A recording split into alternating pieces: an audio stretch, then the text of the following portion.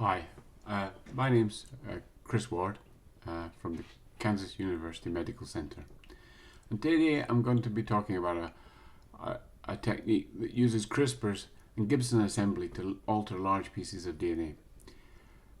So by large pieces of DNA I mean anything over 10 kilobases.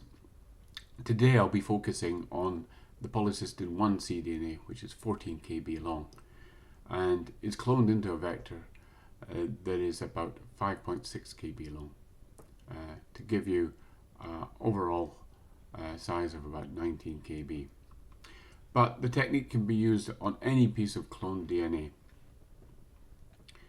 right up to back size. So what we're going to talk about is a way of changing a single nucleotide, if necessary, in a large piece of DNA that's bigger than 10 kb, and I put the limit at about 120 kb, a large back. And so the technique is based on three observations. And the first is that it's possible to buy single-stranded oligonucleotides termed ultramers from IDT. Now these are big single-stranded oligonucleotides that can be up to 200 base pairs, and they will cost you under $100 or so. The second is the advent of a very specific restriction system, basically the CRISPR Cas9 system, and its only limit is the necessity of having NGG protospacer adjacent sequence, or PAM, in the target sequence. And so basically it's a restriction enzyme that can be programmed to cut a 20 base pair recognition site, which makes it more than specific for anything right up to 100 kilobases or more. And it also means it's possible to actually generate novel cut sites flanking a mutational target sites, because you can design a Cas9 guide RNA every 16 base pairs on average. And finally, the advent of Gibson assembly, which allows the seamless cloning of two or more pieces of DNA as long as they have a 16 to 30 base pair homology at their 5' or 3' ends. And the observation that ultramers can work in this system. Okay, so a single-stranded oligonucleotide does work just fine with a Gibson assembly protocol. So we have to discuss what are CRISPRs. And so a CRISPR is a programmable restriction enzyme, basically. It is composed of a protein nuclease called Cas9, which can be programmed to attack and cut DNA, giving you a double-strand break, which is blunt. And it can be programmed by a small piece of RNA that's only 101 base pairs long, and is composed of your guide, which you design, and your tracer or transactivating CRISPR. So your transactivating or tracer RNA allows the RNA to be loaded into the Cas9, and your guide allows the programming of the system to attack a particular site. The only restraint is that your target site must have an NGG. Now this is important. The enzyme cuts 6 base pairs back from this 3' G. Okay, 1, 2, 3, 4, 5, 6, and gives you a double strand cut. So this got a Nobel Prize in Chemistry in 2020, and it was awarded to Emmanuel Carpentier and Jennifer A. Doudna. And it's a great Nobel because the system really works well in vitro, and it also works in vivo. But today we'll be using it in a Eppendorf tube, so kind of in vitro. So the overall plan here is to use two CRISPRs flanking your target site. So you want to put a mutation basically between these two CRISPRs. So you have a mutation site that you want, you design your 2 CRISPRs on either side of it. Okay, they cut. You then supply an ultramer, which is a synthetic piece of DNA that you order. The only constraint here is it must be 16 to 30 base pairs of homology at either end. And you basically cut and paste them together with Gibson assembly. And that's it. And the entire protocol can be done in under a week. And in my hands, it's always worked. Now, the question is, how do you make your CRISPR? So I am old school and I use a vector called PT7 guide RNA, which you can get from Adgene. It's been deposited there. There's a little bit of bureaucracy in getting it, but once you've got it, you can actually prep it and you've got enough forever. So it has AMP gene and it has origin and replication. So it'll grow in E. coli. But this is the important bit. It has a T7 promoter, which is a recognition site for the T7 RNA polymerase from the T7 phage, which recognizes a 23 base pair segment of DNA. And the T7 polymerase will then run off RNA in this direction, around the plasmid. Okay. To stop it from going crazy like this, we will cut with BAMH1 here. And when we do, the T7 will jump onto its promoter and run off RNA in this direction. And so what it'll do is make your guide, make the tracer RNA, and then fall off. So it'll make a very short piece of RNA, 101 base pairs. So just to zoom in on this a little bit, here we have a close-up of the system. We have a T7 promoter. We have the piece of RNA that we're going to design, which is the guide RNA. We have the tracer RNA, and we have a BAMH1 site. So the T7 polymerase will come here, jump onto the DNA, and then run all of this off as RNA. And what you will then get is a tube that has your DNA template and your CRISPR RNA. And we'll see that in a minute. But how do you actually make these things?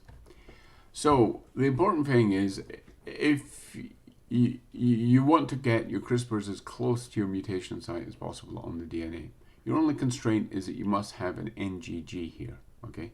You must have that, okay? But then you select the next 20 base pairs back on the genomic DNA or the plasmid DNA that you're going to cut. The next step is to take this off, okay? And then add TAGG to this end. And then you want to make the reverse and complement and add CAAA to this end, okay? And you've got to remember to flip this before you order it, and I'll show you in a second. And basically you anneal the two together, and these are then slotted into your plasmid. Now the plasmid's interesting in that it has a T7 promoter, but in its polylinker it has this enzyme, and it's an RS2 enzyme called BSMB1, which cuts effectively at 55 degrees. And what it does is it cuts outside its recognition sequence, okay? So it recognizes GAGACG, 5' to 3', but it cuts outside. It cuts GGGAT, okay, to give you a sticky like this, ATCC, and same at the other end to give you a sticky TTTG, which can anneal with this, and this can anneal with this, and then you can ligate the two together. Now what we like to do is we like to ligate them in with T4 ligase. So T4 ligase from the T4 phage, which works very well at 16 degrees. And then we like to cycle up to 37 degrees so the BSMB1 cuts again. So if any of the stuffer fragment goes back in the ligation reaction, it's cut out again. Okay, and so we must avoid a BAMH1 site because the T7 promoter is going to run off on a BAM site, and if we have one in here, it will truncate to too early. So you must avoid the sequence GGATCC. And the other thing is that theoretically you should avoid a BSMB1 site. Though I accidentally had one in one of my guide RNAs, and although I got fewer colonies, I saw that, I still managed to get the clone that I wanted. And so the only real constraint is you mustn't have a BAMH1 site in these ends. Okay, and so that's theoretically how to make it. So how do we do it in practice? Well, here's a real world example. It's from the PKD1 gene, in fact, the polycystin 1C DNA. Here's your PAM sequence, G, G, G. And then these are 20 nucleotides from the polycystin 1C DNA. So you trim off the PAM, you got this, and then you add the adapter to the sense, and then you must make the reverse and complement of this. So this T maps to this A, this C to this G, this A to this T to this A, and all the way across. And then add an adapter, and then you order these, okay? And it costs about $5. So how do we clone these? First we order the oligonucleotides, and then we make up to 100 picomoles per microliter millicu water. Now the way I do it is I look on the side of the tube, and it tells you how many nanomoles you've got there. So if it says you have 34 nanomoles, I move the decimal point one place, okay, and make that into water. So I say 34, that means 340 of water, and then add that to the tube, and that makes you a solution that is 100 micromolar, which is actually quite concentrated. Okay, I take 1 microliter of each of the concentrated oligonucleotides I want to anneal together into PCR tube, and add 8 microliters of STE, which is 100 millimolar salt, 10 millimolar tris, pH 7.4, and 1 millimolar EDTA. Then I anneal on a PCR machine. First we melt everything at 95 degrees for 2 minutes. Then we ramp from 85 degrees to 30 degrees for 10 minutes. And during that time the oligonucleotides will recognize one another and zip up and become double-stranded. The oligos are now double-stranded, and then we dilute them because they're really quite concentrated, 1 in 100 millicu water for a concentration of 100 femtomoles. And it's possible to do several pairs of oligonucleotides. In fact, you'll need to do at least 2 sets of primers to make your thanking CRISPRs, but it's possible to do dozens at the same time, and they're good forever. And so how do we actually pop these into the vector? So first we take the PT7 guide RNA, which is supercoiled, and we cut that with BSMB1 at 55 degrees. That's a pretty simple thing to do. You take 5 microliters of your plasmid, if it's at 1 megamil, for example, 10 microliters of NEB buffer, 3.1, okay, about 85 microliters of water, and 1 microliter of BSMB1 version 2, and then just incubate it for 1 hour. And we can store this at -20 forever, it's good. Then we take 9 microliters of the cut vector, 1 microliter of the annealed diluted oligonucleotides, 2 microliters of T4 DNA ligase buffer, 6 of millicu water, 1 each of BSMB1 version 2 and T4 ligase. And then we cycle on a PCR block from 16 degrees for 20 minutes to 37 degrees for 15 minutes, and we do that 4 times. The idea is at 16 degrees, the T4 ligase will ligate in your oligonucleotides. And when we take it up to 37 degrees, the BSMB1 will start to be active again, and that will cut any parent that goes back together again. And then we give it a final cut at 55 degrees for 20 minutes. Transform into E. coli, select an ampicillin, or preferably cavernicillin because you get less satellites. And most colonies got the desired insertion. I pick 2, and then mini prep, and then we sequence. And I use a primer outside the polylinker and sequence right across the guide to make sure that it's inappropriately appropriately. There's been no deletions or insertions or mutations. You could probably skip this step and you'll be all right, but I'm a little bit neurotic and I really like to check things. So what we then do is we elute the mini preps in 60 microliters of millicube water, and then we cut about half the mini prep, 30 microliters, in 300 microliters of BAM-H1 buffer. So we use 30 microliters of Cut Smart buffer, 240 microliters of water, 1 microliter of BAM-HF, and we just give it 30 minutes at 37 degrees. And this linearizes the plasmid for the T7 polymerase step. The important thing is to get rid of any residual RNases, okay? And so to do this, we add 1 microliter of 0.5 molar EDTA and 1 microliter, sorry, of 20% SDS, as well as 1 microliter of proteinase K. Then we incubate overnight at 55 degrees, and then we take it to the RNA bench and clean it up with PureLink PCR purification kit. And this is important. We elute with 40 microliters of diethyl paracarbonate treated water.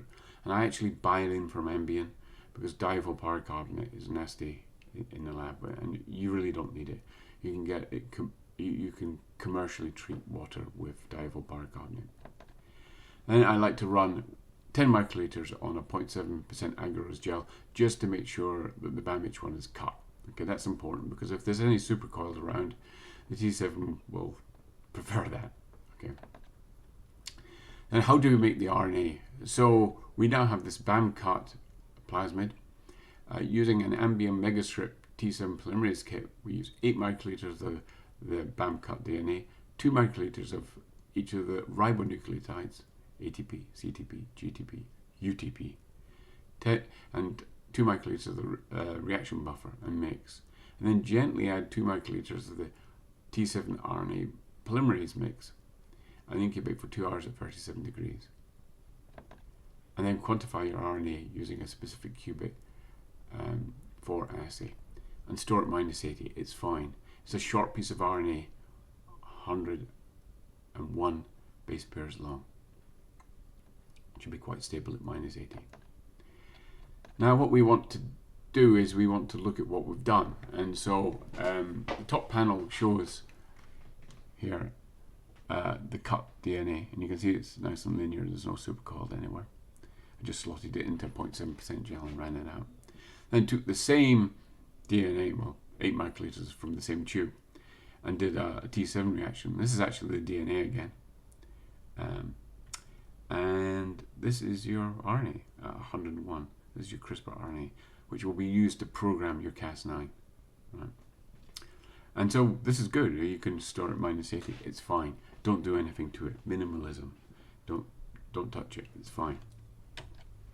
So we quantified it, and the returns are not brilliant for a T7 polymerase reaction, but we got between 1/4 of a mg and 1/2 mg of RNA from the various reactions. So we're only going to use a microliter of this, so we've got 20 microliters. So we've got enough for 20 different experiments if we need. So how do we actually use it? So what we're going to do is we're going to load the Cas9 with the CRISPR. So on the RNA bench, you take 10 microliters of 10 times NEB buffer, 3.1, 80 microliters diethyl paracarbonate, 1 microliter of each CRISPR RNA from the T7 reaction.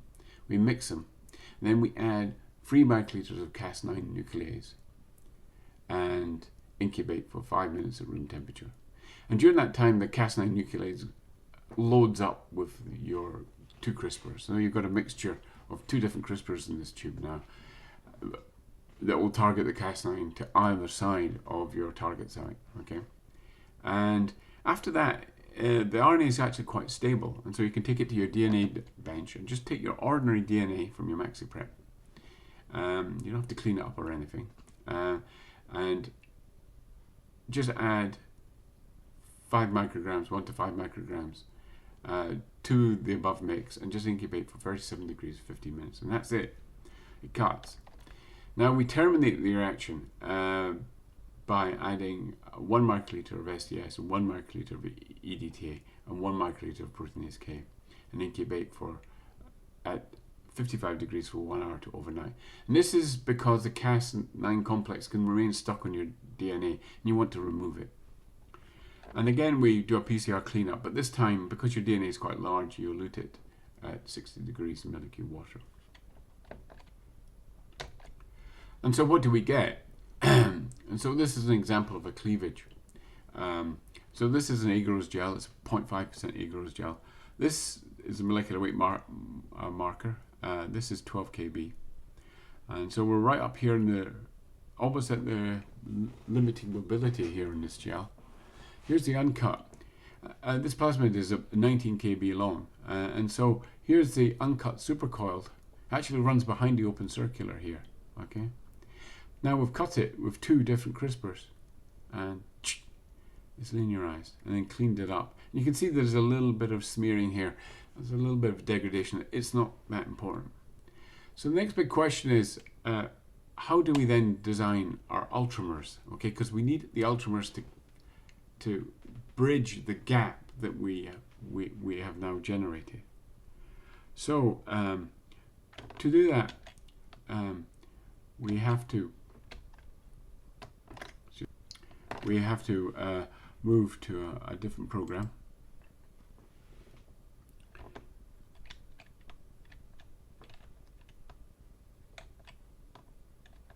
And here we are here. So we are in a program from the Sanger Center called Artemis, and it's freely available. So let me show you what we're trying to do.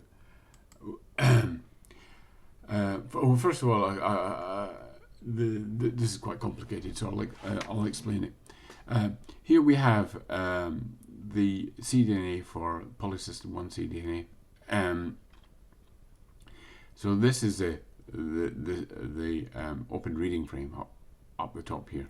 These are the 2 other frames, and you can see here there are lots of stops in them. Okay, so this is going 5' to 3'.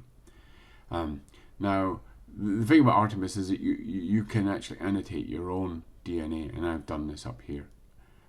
And what I've done here is I've annotated this particular mutation we're going to talk about. Down here you've got the antisense frames, and again there's lots of stops and then there where you'd expect. And then what I've actually done here is I've zoomed in on the area that I'm interested in. And here what I want to do is I want to change this G, this is to an A. So this is just one nucleotide in 19,406 nucleotides I want to change. And it's at position 8,311. And it represents one of the commonest mutations in polycystic kidney disease. It's a G to A change, which changes this glutamic acid, this E, to a lysine. Okay, so it's changing a negatively charged residue to positively charged residue. It's responsible for about 2% of all PKD1 mutations. Now to make it, what I've done is I've designed 2 CRISPRs. Now the CRISPRs can be on the sense strand or the antisense strand. Okay, here they're on the antisense strand. Okay, and you can see here's the PAM on one of them, G, G, G, and here's the PAM on the other, G, G, G. Now, when I cut with these, this will cut after this T, and this will cut after this T, right here, so that you then have a gap here, but the rest of the plasmid goes all the way around. And we must bridge this region and change this G to an A. So to do that, I want about an overhang of about 30 base pairs. Now, as you can see up here, as I've highlighted in this program, this is 30 base pairs on this side. So this is going to be one of my overhangs for homology arms. And then on the other side, we're going to build right across here and get to this T again. And we're going to go up in freeze. 3, 6, 9, 12, 15, 18, 21, 24, 27, 30. Okay. And so I would send this off to IDT to make an ultramer, but I change the G to an A. Okay. So that this E will become a K. Okay. And so that's what you do. And so this will cost you about $100 or so. Okay. and it will be available in 3 to 4 days. So let's return to the top.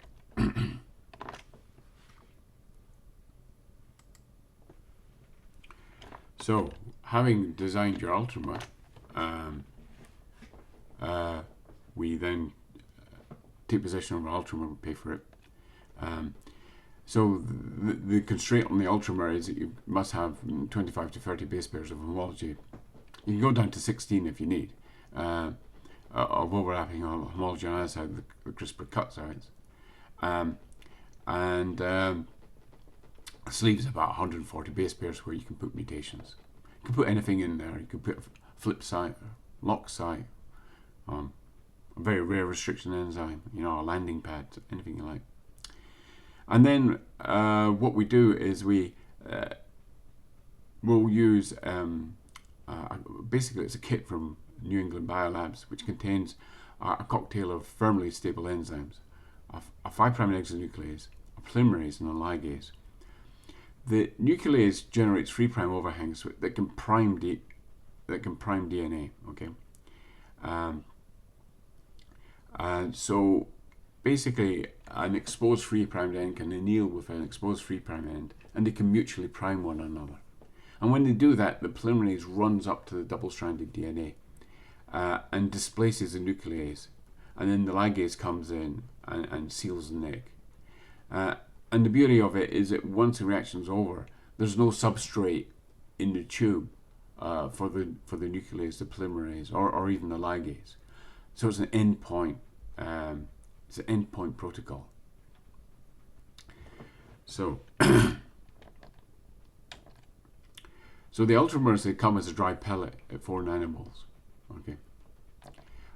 We dilute them to 400 microliters of milli Q water to give you 10 picomoles per microliter. That's still quite a bit. We dilute again 1 in 50 to give you 0.2 microliters, 0.2 picomoles per microliter. This is what we're going to use. Then we add 5 microliters of dilute ultramer, 5 microliters of your cut DNA,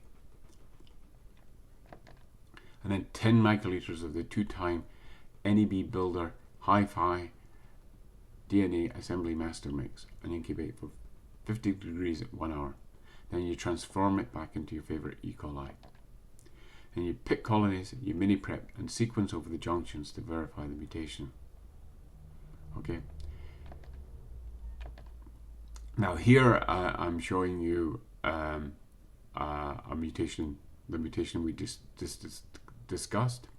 It's a specific alteration of a single base pair in a 19,406 base pair PC1 pcDNA construct that results in E2771K change due to a G to A change in position 8311 in PC1 cDNA.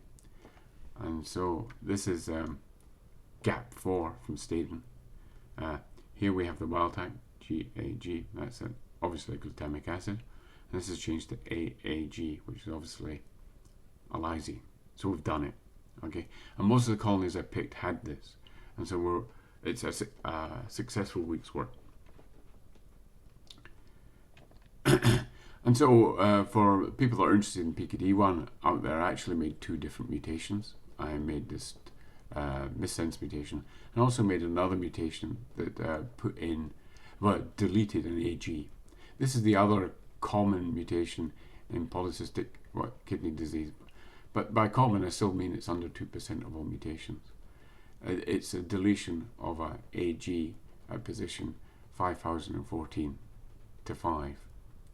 And so here we are looking at the polycystin 1 protein, and what's important about it is there are 3 forms of it. So this is a wild type plasmid that's been expressed, and so we have the full length uncut, we have the cut but mature form, and we have the cut but ER form. So this is a protein that's been cut. It's been cut at the GPS.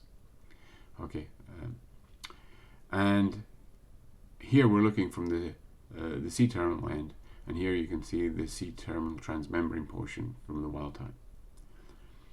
But in the missense mutation, this is interfering with the protein auto cleaving itself in the GPS.